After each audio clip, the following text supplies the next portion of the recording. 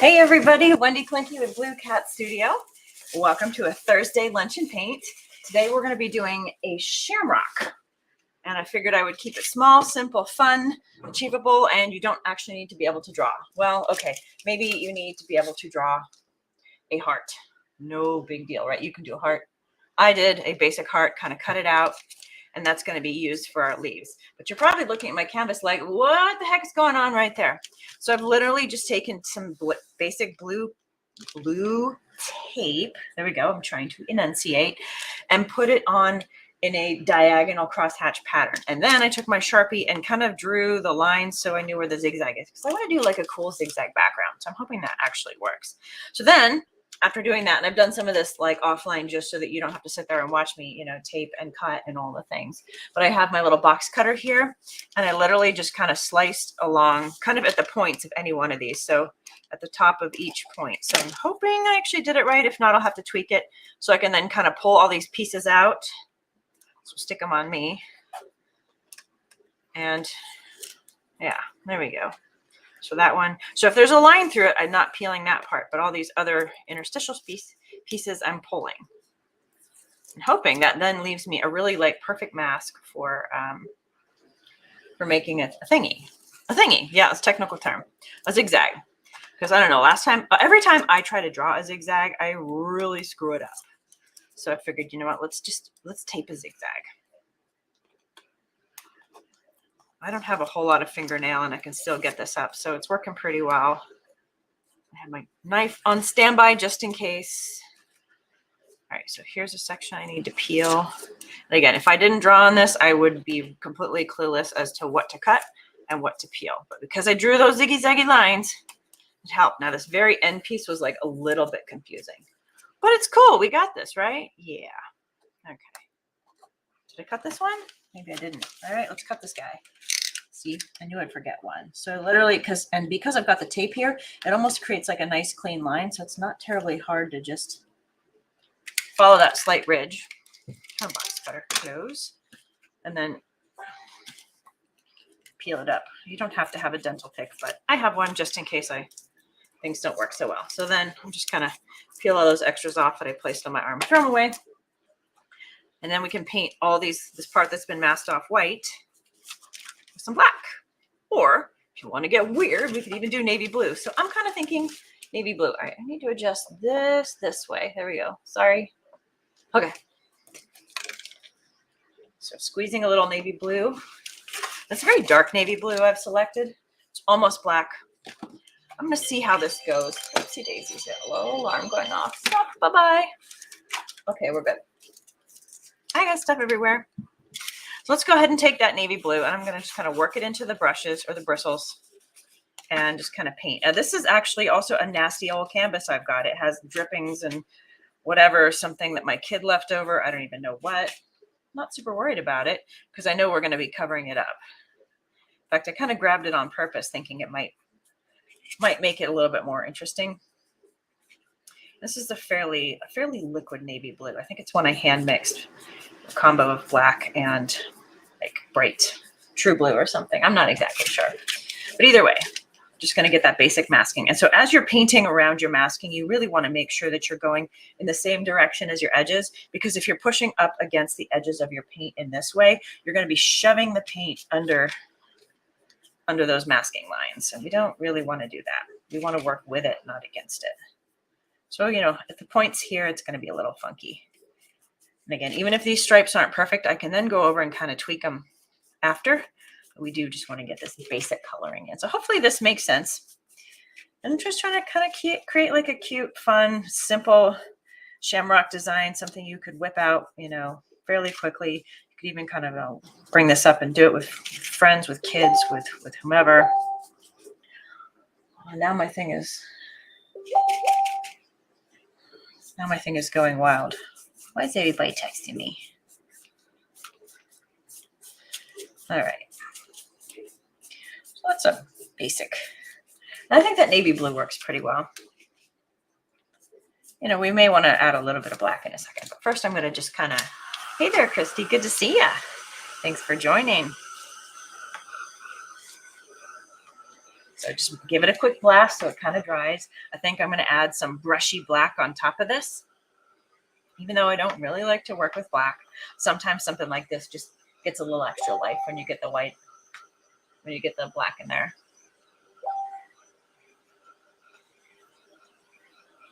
All right. And then we'll add some black. Ugh. Peel it up. Get the paint boogers, of course. Squeeze it here.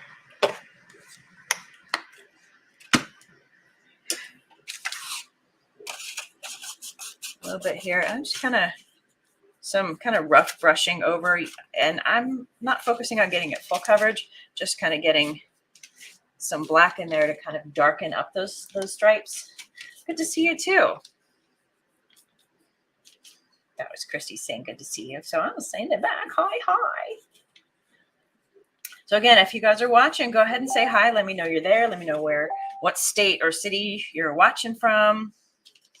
What's going on in your world. I'm moving towards the end of my thesis project right now for school. I'm about to graduate, and got to tell you, like, going a million miles an hour in a bunch of different directions. So if I'm a little extra scatterbrained, just know that this is hopefully temporary, and you know, it shall pass, because I'm not going to be in school forever. In fact, I'm graduating at the end of the month. Woo! So I'm going to have to figure out how to go live from like Monterey, California when I'm out there walking. Okay. So this is mostly navy blue, but I've also just kind of blocked black on top of it in a fairly thin coat. And I'm going to give it a quick blast, and that should cover the dark stripes. Oh, Christy says, awesome. Congrats. You're almost there. Yeah, it's felt like a really long road, but I got to tell you, if it weren't for that program, I never would have had the guts. It was accounting of all things. I never would have had the guts to start the whole Blue Cat Studio business. And I never would have learned about going live and realizing that like what I wanted most in the world is to get out here and like create cool projects and teach art. Like, so, props to an MBA program for somehow making me figure that out. Okay, since we got a lot of black on the brush, I'm going to give it a good rinse. Oh, I don't want to. Well, yeah, I'm going to grab a second. Black is so dark. I'm going to grab a second rinse jar. I always keep a million of these on. Look how nasty that water got. Ew. I don't want my brush for the white paint going in there after. So sometimes I'll keep a second rinse jar on hand just to kind of keep things simple. Sorry, I got something weird. Okay, there we go. Do the lid, get it out of the, well, all right, we'll have that on the background. So let's see what happens when we pull up the tape. Hopefully it looks okay and I didn't bleed too much. It might have bled a little. There's no going back once I get this tape off either. But I think we kind of have, it's just a little kick through, but that's fine because I'm not going to leave this plain white canvas. That's a no-go. So we'll get in there. But now I at least have a really decent shape that I can kind of follow, a good guide. Alternately, you could just start with a black canvas and then mask out the white that you want to do. But that seemed like a lot of extra. So now we can do the white stripes in here. And I'm doing the background first before I even get to the shamrock, because shamrocks are, I mean, it's not going to be hard, but trying to paint around that can just be really annoying at times. So I'm going to grab some white, and I think just to be totally redonkulous, I'm going to grab this Bring It Yellow Green. So you could also do like a citron, or what is this? Gecko, apparently by Ceramcoat. I mean, there's a million, I mean, any old light green or yellowy green will do. Not a lot. I'm just going to put a tiny block there, or that looks extra large to me, but whatever. We'll get some of this and some white, and we'll just kind of make a blend. There. So it's just a lightly green tinted, white. Oh, and Anita says, congrats. You've joined me for the first time. Well, it's nice to see you, Anita. Thank you for joining us. Okay, and then I'm going to come along and just kind of fill this in. Now, I think this canvas is one that like my daughter was trying some weird thing on and was like dripping paints and trying to make it look cool. I don't know. I'm sort of at that point where I have so much stuff. I either need to use it up or get rid of it. So I was like, all right, well, let's just grab this thing. So I'm not 100% bought in on this funny green tinge, but we're going to just keep going with it and see what happens. And it allows me to kind of tidy up the edges and soften them a little. And you can see where I didn't quite get my masking even, but that's okay. We still have a pretty clean zigzag that, you know, kind of mostly makes sense, right? Hey there, Victoria. Good to see you. Thanks for joining us.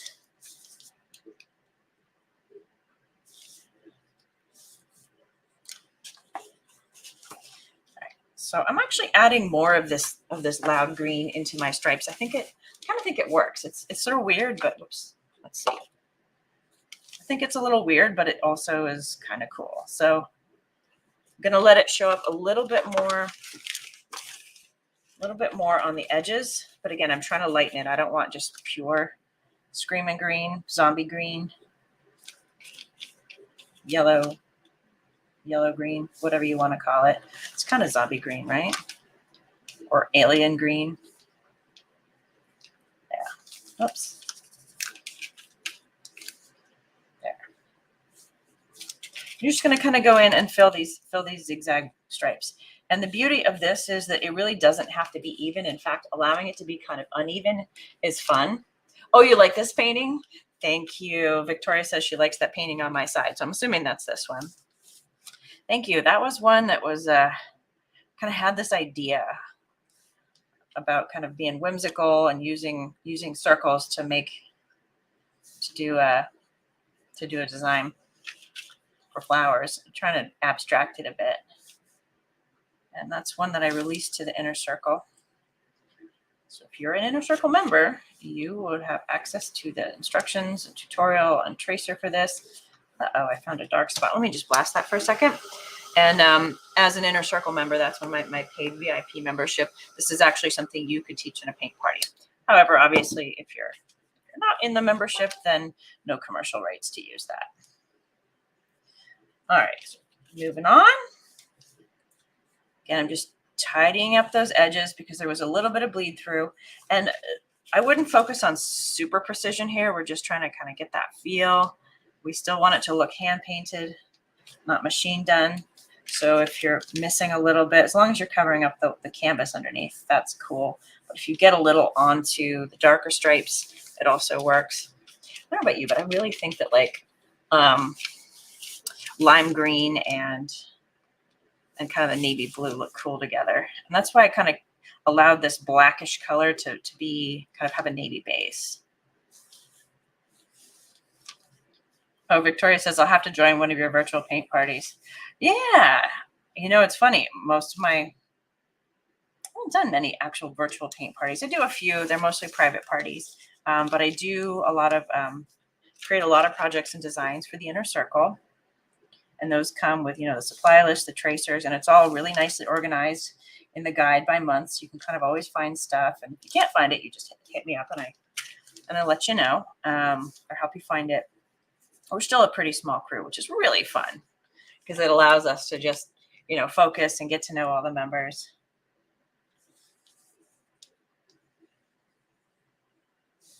There we go. Okie dokie. So I know that looks a little bit weird. It's a little bit loud. I'm going to blast it really quick and then maybe add additional kind of pop to both of those sets of stripes. But it's good to always have kind of a base coat. Again, I'm not super focused on perfect edges. I just wanted to soften them a little bit. Oh, Victoria asked, how much to join the inner circle? You know, I am looking at that. The doors aren't open right now. I should be opening them in a month or two. I've just got to get through this. I've got to graduate and get through this move before I try to open the membership for more folks. But we're definitely in the under $30 range. And it comes with three designs, three major projects per month, plus, you know, access to all the bonus materials. And if you are a member, you are allowed to teach anything that I create in a paint party. But that is only for Blue Cat Inner Circle members. Everybody else, this is just for fun. You provide painting classes yourself, however you love my style. Well, thank you, Victoria.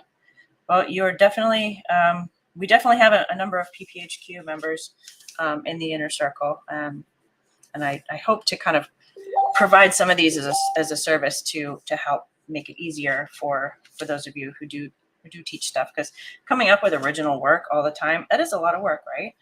Especially if you're hustling all the time and doing paint parties and kind of always on the go. So I actually focus more of my time in the online space and in creation as opposed to paint parties, because there's only so much time of the day, right? Oh, I'm sitting here holding the hair dryer talking, and I just turn the darn thing on and start blow drying off into the distance. Somebody's in ditz mode. Okay, so I greened up a little bit, adding a little bit more white, I think. I just want to kind of smudge now some white in. There we go. I want it to look painty. It looks a little Charlie Brownish, doesn't it? So you can have sort of dark and light stripes in here. Bloops.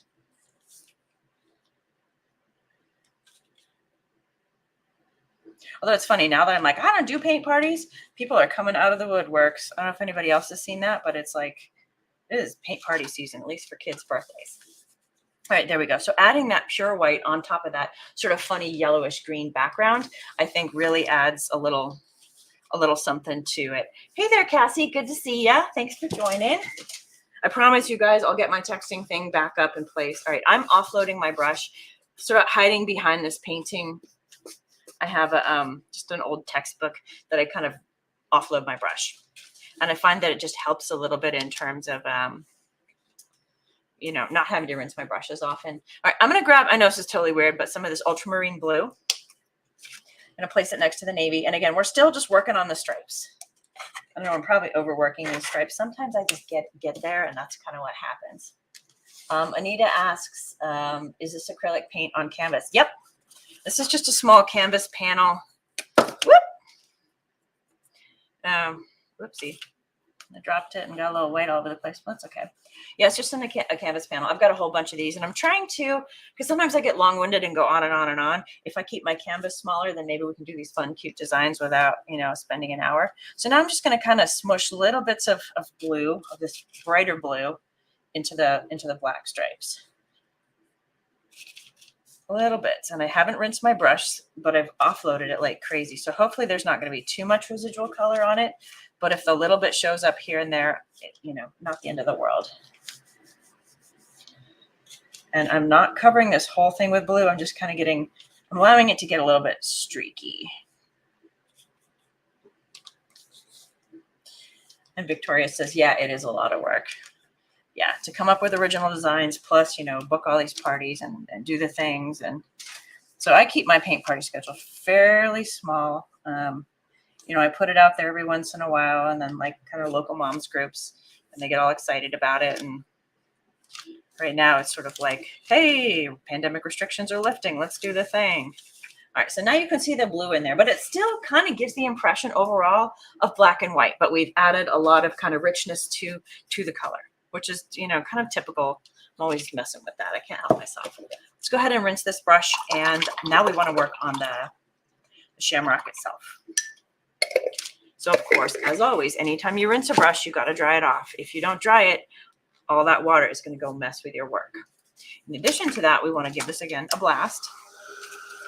And again, I created a heart. I feel like this heart is, and notice it's kind of a flattened out heart, but this looks like one of the leaves or petals from a 4-leaf clover.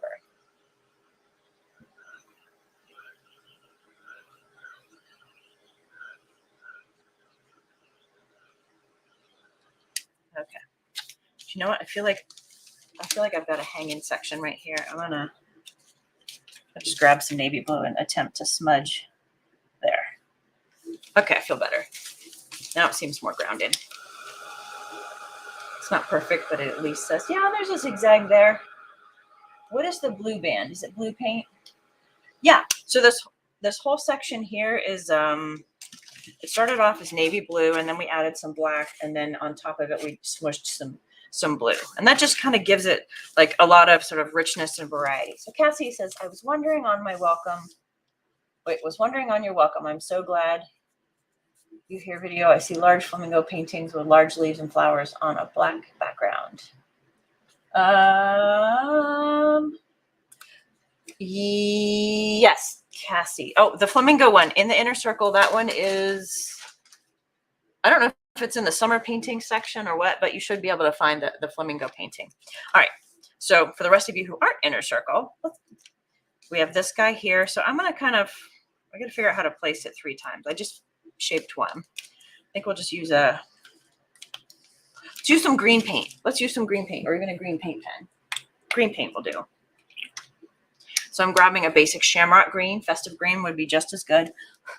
Cassie, after I'm done, if you can't find the flamingo inside the inner circle, I will just remind me and I'll try and tag you or help you find it. Okay, so I'm going to loosely just kind of come around this guy. Doesn't have to be perfect. I'm grabbing a small line brush just so that I can kind of sketch this in and have control similar to a pen. The issue with little tiny line brushes is they tend to run out of paint pretty quick, but I think that's okay. So you can kind of see the outline there. Put another one here. And I am aiming for a 3-leaf clover, and this might go on a little wonky.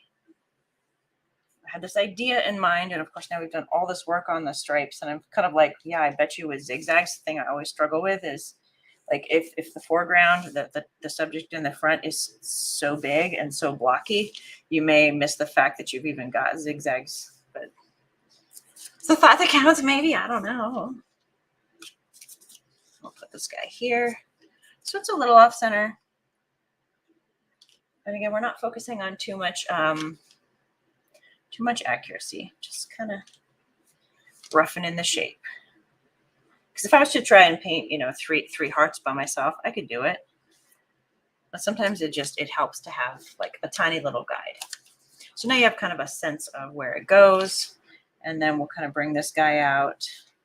I think in order to, of course, I've gone right over my zigzag.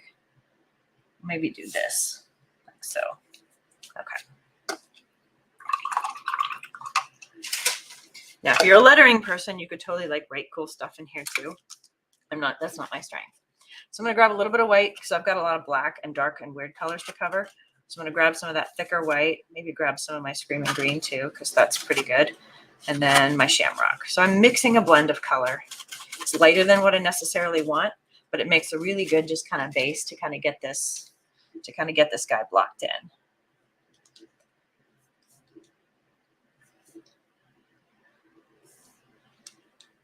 And it's okay if it's kind of blendy and not all one perfect color. In fact, half the time it's more fun when stuff goes on a little bit blendy. So I'm not Irish and I'm not Catholic, but I do still like a good Shamrock every so often. I don't really celebrate St. Patrick's, not so much. But, you know, it's kind of like just one of those funky American culture things where, you know, we're raised, you got to wear green or you're going to get pinched. So to this day, I'm going into the office. It's like, I got to wear green or I'm going to get pinched. And, you know, green underwear just doesn't count unless you plan on proving it. And nobody does that. Oh, not the mixed media one. Oh, is it the black background one, Cassie, that you're thinking of? Or was it yellow background? I don't know. Maybe you can show me offline. I may not have filmed it, but I can certainly create instructions for you if you need it. So Cassie, who's asking me these questions that I'm responding to, she's one of our inner circle members. So getting a little bit more green because I seem to have run out. And I think I want more of that screaming green zombie. I mean, brilliant yellow green. More paint boogers because that's what happens.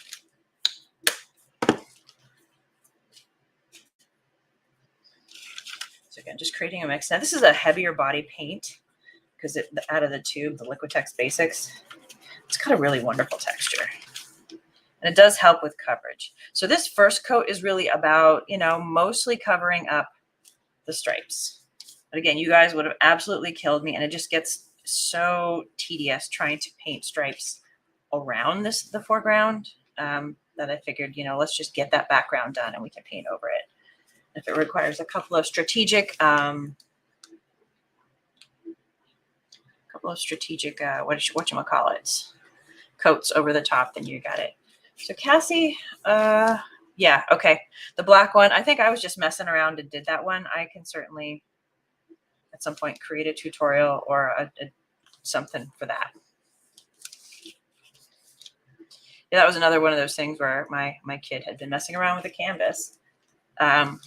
So we're talking about this flamingo painting that I think I put up on my page probably almost a year ago.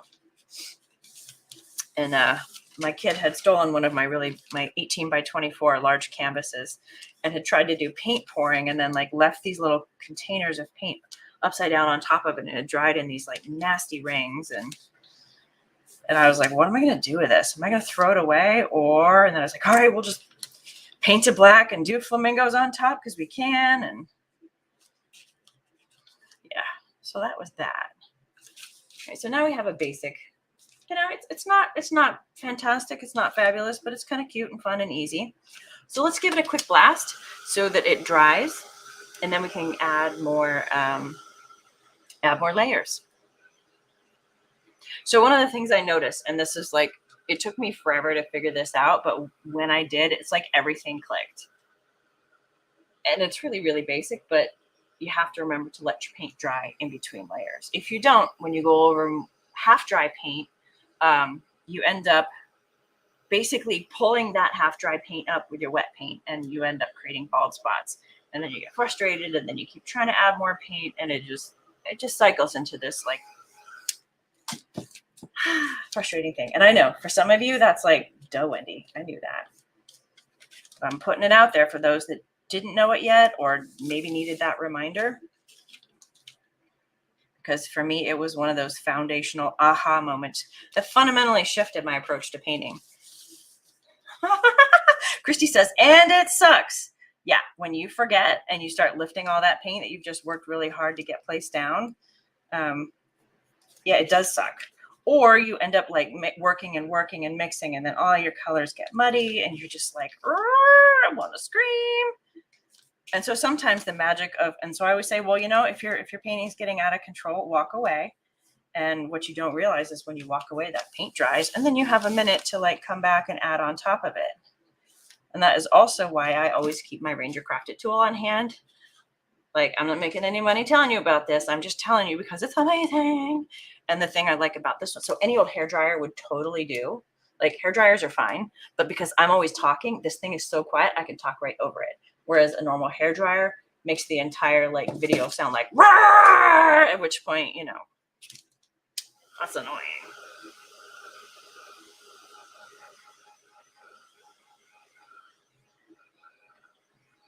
So I think if you, yeah, all right. So we got to do a little bit more to this shamrock to make it happen.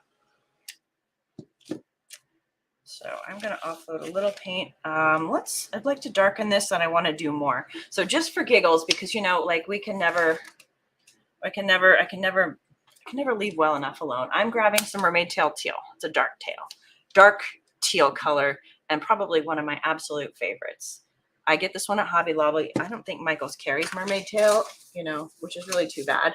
Hobby Lobby, unfortunately, gets all the best colors, and Michael's kind of gets like partial. Oh, Pam says, hi, Wendy. I was working on the S design. Ooh, I can't wait to see how that comes out. So for those of you who are like, what's the S design? Well, I don't know where my sketch. Oh, we did a fun little project the other day. We did a sunflower, and it's the S curve, and we were trying to show how in composition you can create like either a river or a road to help so draw the focus of the eye, and of course, you know, little support of Ukraine. Okay, so I'm using some of this teal. I'm kind of going to take it in the corners, in the center. Just kind of bring it along in here. I love teal. It's like whenever I can add a little something, and I got to tell you, the other color I brought out that I'm really like wanting to use is fluorescent red, which really kind of just looks like orange. I know that seems weird, but sometimes those kind of colors they're amazing. I'm using the flat of my brush, and I'm sticking mostly to a large brush. Oh, Christy says, yeah, but Michael's has golden. Yes, Michael's has golden. And if you're like, what is golden? Y'all, golden is a high-end paint. You know, this is like $15 for 2 ounces. And this is like $2 for 2 ounces. It's a bit of a difference. Ooh, green gold. Girls, we're going to have to work with this one sometime soon. It's like so cool. But I didn't think about that when I was getting this prepped up. So I teach, most of what I teach actually is really, I tend to do craft paints when I teach, just because it's very accessible. And I want to show you that you don't have to have the very best stuff to do amazing art. Because sometimes people get, it's kind of like, you know, like when you decide you want to work out and you want to get in shape, you go buy like the very best fitness stuff. But if you don't show up and actually do the workout, it doesn't matter how good a fitness clothes you have because you're not doing the work. So I would rather show, I would rather show how to do good stuff with inexpensive products. And then as you build your skill, you can then go out and purchase the higher end things. Okay. So whenever I use high-end stuff, I'm always also going to be suggesting an alternative so that you don't feel that you have to invest if you don't want to. All right, so I'm sitting here like yammering on, and Cassie says, Mermaid Tail and Quinacridone Magenta have been 2 of my favorites, especially when mixed. Exactly. So I also brought out the Quinacridone just in case. So this is the one heavy body paint that just cannot be replicated in a bottle. But it's funny, I've got plenty of like tube colors, but when it comes to teal, this one, I literally, like, if they sold it in a gallon jug, I would buy it in a gallon jug, but they don't. And the other teals are cool too, but that one is kind of like amazing. All right, I'm gonna offload my brush for a hot second while I think. And Linda just pulled up. She said, hey, y'all, got here late. So there's a number of you who are Paint Party Headquarters, you know, PPHQ sisters here. Any of you guys going to Texas in September? All right, so I'm taking this green. This is the Brilliant Yellow Green. Again, citron would be fine. And some white. And I'm going to kind of blend them together. And most clovers kind of have these like almost like 2 little eyes right kind of in this section. So I'm just going to kind of add a little something.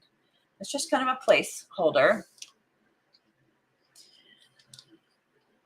Okay, hey, Christy, what was that? Absolutely. Was that, yeah, you're going to Texas to Paint Party Business Live? Are you doing Painted Prom, or is that absolutely to something else I said? Yeah, so I'm super excited. I'm going to this event in Texas, and we're going to have a painted prom night, which means each of us is going to have to like do our, get a prom dress and paint on it. So I'm like, okay, which of all the designs that I have can I use to like, you know, or what can I innovate to kind of create like a super cool prom dress? Right, so adding a little bit more of that light green in here. And again, I'm just kind of, maybe I think I'll connect those a little bit. And, you know, this could be me overworking the project, right? But it's kind of fun. So we're just going to do it. And you could go way simpler on this. You really could. This is me using my memory going, yeah, I think there was those little light dots. I don't have a reference photo today, so I'm kind of making things up. Yes, Linda, I am going. I got my tickets. I booked my flight. Sharing a room with one of the Inner Circle members who's also going.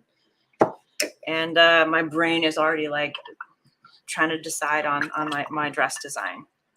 So for those of you who are like, well, I don't know what my weight's going to be like by the time, like if you're planning ahead, because my weight's been fluctuating a lot, finally realized, all right, like a corset and an adjustable skirt, kind of like what one might have at Renaissance Fair, is totally like how it gets done. So I'm like, okay, I'm planning my colors.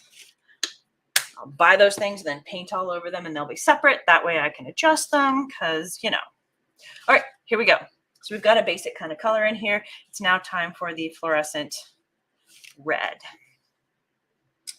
And I got to tell you, I'm on the fence. Like, do I do this or do I do this? I think I'm going to add the fluorescent red just in little kisses and bits, kind of to the green thing. Shamrock. So I'm kind of looking at like where, like if I've got a like a dark edge here, you know, that's like the perfect place to kind of blop some of this fluorescent color in. It's going to help kind of differentiate.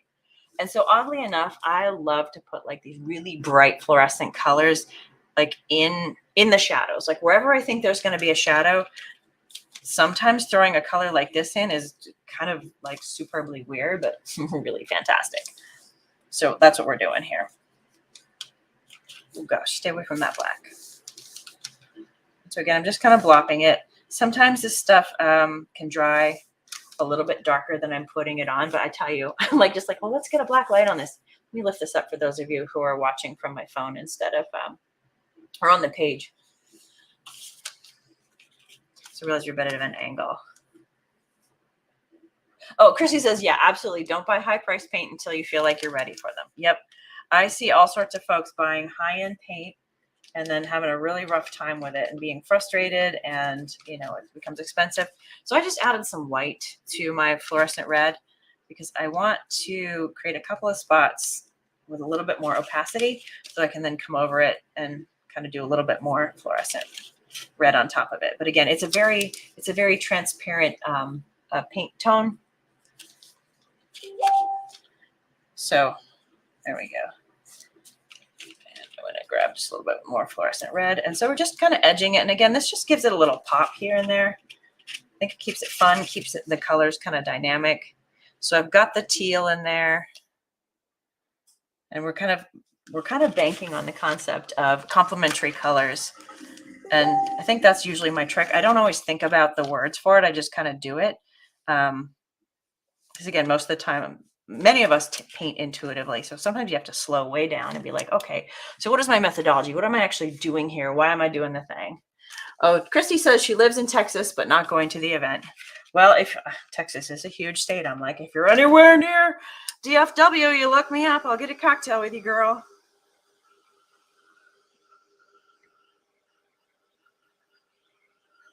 I think there's like a couple of tickets left. All right, so I'm drying this so I can come over and add just a little bit more. And I realize that red is sort of weird, but it's also kind of fun, right? So Pam, how's the S-curve design coming? Is it coming along? I can't wait to see your finished results. And I'm hoping that you'll post pics of it inside the Let's Paint with Blue Cat Studio freebie group. Just so that you can kind of inspire others and show off your work. Because it's so much fun to see, you know, you guys' interpretations. Because I can teach it one way, but I tell you, I've got folks who try totally different approaches, and it looks so cool. Like I know, I want to say Cassie, was it you or was it Carrie? One of you guys took a project I did that was pink and turned it purple. And it looked so neat. But even if you're just doing what I do, that's cool too. Okay, so I just added the red in there. It just kind of makes it, I don't know, it's kind of fun. It's like a little weird, but why not, right? I do want to add a little bit deeper colors kind of towards the center now that I've added those pops. So I'm going to offload, rinse. Oh boy, we're coming up on the 40-minute line. So that's my cue to hurry it up, Wendy. You used to live super close, but now you've moved about 4 hours away. Yeah, that's a bit of a drive. It's like me going to West Virginia. All right, so grabbing some of the blue, some of the teal to create a deeper color here. Here, I'll put the teal into my ultramarine. So ultramarine, you guys, I use the same colors over and over and over again. Okay, yeah, that's right. Cassie, you did the heart in purple, and it looks so cool. So just adding a little bit more depth inside this guy. And again, we're just kind of playing. It doesn't even have to be rhyme or reason. You can kind of add whatever colors. Sometimes it's good to just get comfortable using unorthodox colors and seeing what it's like to kind of work them in there. And it takes practice, and it takes a little courage, right? Because we get afraid of messing up. We get afraid of all these things not working out. And you know what? Just jump in and do it anyways. So now for fun, I want to add some white kind of highlights and motion to this because it does look cool. Pam says, it's coming. I'll definitely post it. Yay, thank you. All right. Oh, blast, of course. Otherwise, you know I'm going to have like smeary smudges everywhere. I probably went a little overboard with this fluorescent red, but I kind of like it, so I'm just going to go with it. You could go way, way simpler.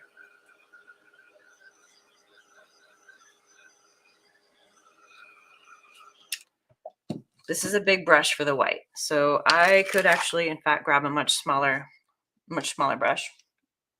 Can you guys see that? It's like a little tiny, uh-oh, my son texted. He wants to know if he can walk to my house. Well, of course he can, but I'm in the middle of a live. Sorry, buddy, I can't respond. All right, so I'm going to add just some kind of white sort of lines around this. Notice I'm keeping it kind of loose, just overlapping little bits here and there.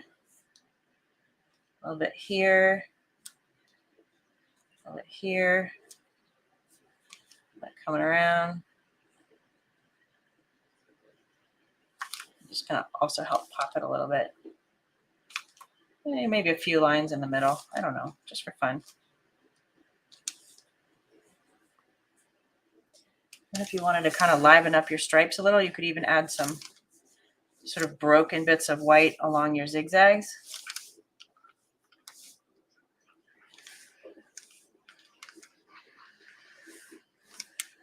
But keep it sloppy, guys. You could also do this with a palette knife if you were comfortable with that. But that was something we would have wanted to plan earlier on. In fact, the palette knife version of this could be really fun, because then you could just kind of be blocking the colors in. But now that sort of like woke up the stripes a bit. If we wanted to come in with more of the yellow green and add a little bit of kind of jiggle jaggle like that in the lines with the green, we could. But again, it's just broken bits that kind of bring that color in. Now we're about to call this guy done. So I'm not super fixated on like what types of brush I'm using. I tend to use a larger brush when I paint until I want to get way down into the details. But you really have all sorts of sort of options for whatever makes you happy. Oh, Victoria says, I gotta go, but I'm glad I had time to watch you paint. Your art is beautiful. Thank you so much. It's really nice of you to say. So here's where we are right now. Kind of a little bit wild and crazy because we just can't help it. And Linda says, I'm loving the white next to the green and fluorescent red. Yeah, I feel like it zips it all back together. Oops, sometimes we get a little carried away. So I'm going to add just a little. Okay, I think we're done. I think if I do too much more, it's going to get completely off track. But hopefully you had fun doing this. And remember, you don't even need a tracer. Just draw yourself, a small heart, cut it out, and then you can kind of trace 3 of them on. And we did the zigzag with the paint. So if you're joining us late, if you go back and catch the beginning of the replay, you'll see how I actually used blue painter's tape to kind of create those fairly even zigzag stripes, because y'all, I can't draw zigzags by hand to save myself. Is that a fishtail? Oh, yes, Pam. That is a mermaid tail brush. I think I got it on Amazon. I freaking love these things. I mean, I needed a fine liner, but then I was like, but it's shimmery with mermaid tail. Oh my gosh, I need to have a mermaid tail. So, all right, you guys, love you. Gotta run, and I will see you on the next one.